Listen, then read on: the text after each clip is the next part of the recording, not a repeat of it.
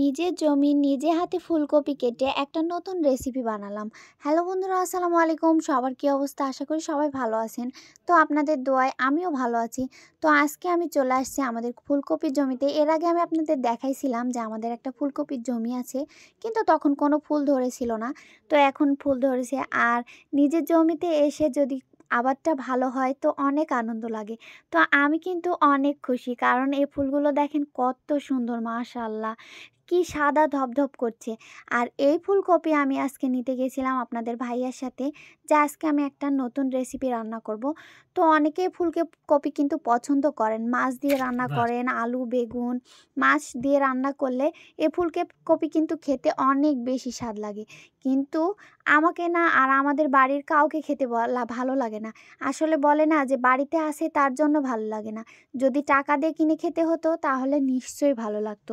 এইটাই পৃথিবীর নিয়ম। তাই আমি আজকে চিন্তা করেছি যে আজকে আমি এটা দিয়ে একটা নতুন রেসিপি করে সবাইকে খাওয়াবো। সবার কেমন লাগে অবশ্যই আমার কমেন্টে জানাবেন। আর আমি কি রেসিপি তৈরি করছি অবশ্যই ভিডিওটি দেখবেন, সম্পূর্ণ দেখবেন। এর সুন্দর একটি ক্যাম্পেইন চলছে। আপনারা যারা ফ্রিতে আইফোন গিভওয়ে পেতে চান তাহলে আমার বায়োতে থাকা লিংকে গিয়ে নাম এবং নাম্বার দিয়ে রেজিস্ট্রেশন করে ফেলুন। ভাগ্যে থাকলে আপনিও আইফোন 16 প্রো ম্যাক্স পেয়ে যেতে পারেন। এখানে অ্যাকাউন্ট করলেই পেয়ে যাচ্ছেন 587 টাকা বোনাস। তাছাড়া বন্ধুদের রেফার করলে পেয়ে যাচ্ছেন আজীবন বোনাস। এখানে গেম খেলেও ইনকাম। তো আপনারা যারা ফুলকপি খেতে পছন্দ করেন না তারা এভাবে রান্না করে খেতে পারেন। তো আমি আজকে পেঁয়াজি বানাবো। তো অনেকে বড়া বলতে পারেন, পেঁয়াজি বলতে পারেন, মানে যাই যেটা বলেন। তো আমি এই কপিগুলো সিদ্ধ করে নিয়েছি, আর এখানে সামান্য পরিমাণে কয়টা কাঁচামরিচ, রসুন কয়েকটা, আর পেঁয়াজ সামান্য কয়েকটু পেঁয়াজ নিয়ে আমি এগুলো সব বেটে নিব। তারপরে এই সিদ্ধ করা কপিটাও আমি হালকা করে বেটে নেব, কারণ সিদ্ধ করলে তো এটা অনেকটাই গলে যায়। আর এই তো আমি এগুলো সব তুলে নিলাম, নিয়ে তারপরে এখানে আমি মরিচের গুঁড়া, হলুদের গুঁড়া, কাঁচামরিচ তো আমি পিষা দিয়েছি। তো এখানে হলুদের গুঁড়া, কাঁচা পেঁয়াজ কুচি করা সব দিয়ে সুন্দর করে মাখিয়ে নিব। আর সামান্য পরিমাণে আমি ডাল দিয়েছি, মসুরের ডাল, কারণ এটা মচমচে হবে তার জন্য।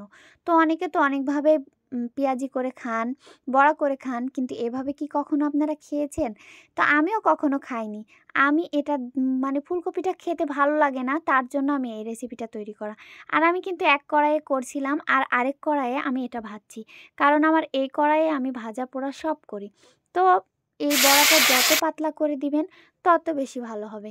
তো আমি জানি না কেমন হবে, দেখা যাক কীরকম হয়। আর এই তো সুন্দর হয়েছে, মাশাআল্লাহ। আমার তো মানে বলে বোঝাতে পারবো না আপনাদের যে এত পরিমাণে যে স্বাদ হবে আমি বুঝতে পারিনি যে এত সুন্দর ফুলবে আর এত সুন্দর স্বাদ হবে।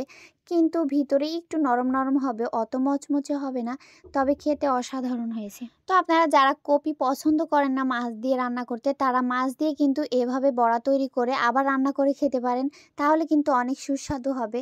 তো এটা আপনাদের সাথে আমি হয়তো মানে খেতে ইচ্ছে করছিল তার জন্য আমি করছিলাম।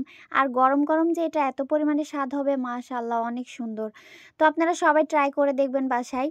আর আমি এটা আপনাদের সাথে শেয়ার করলাম, আমি করেছি বাসায় তার জন্য। তো আজকের ভিডিওটি এ পর্যন্তই, ভালো থাকবেন।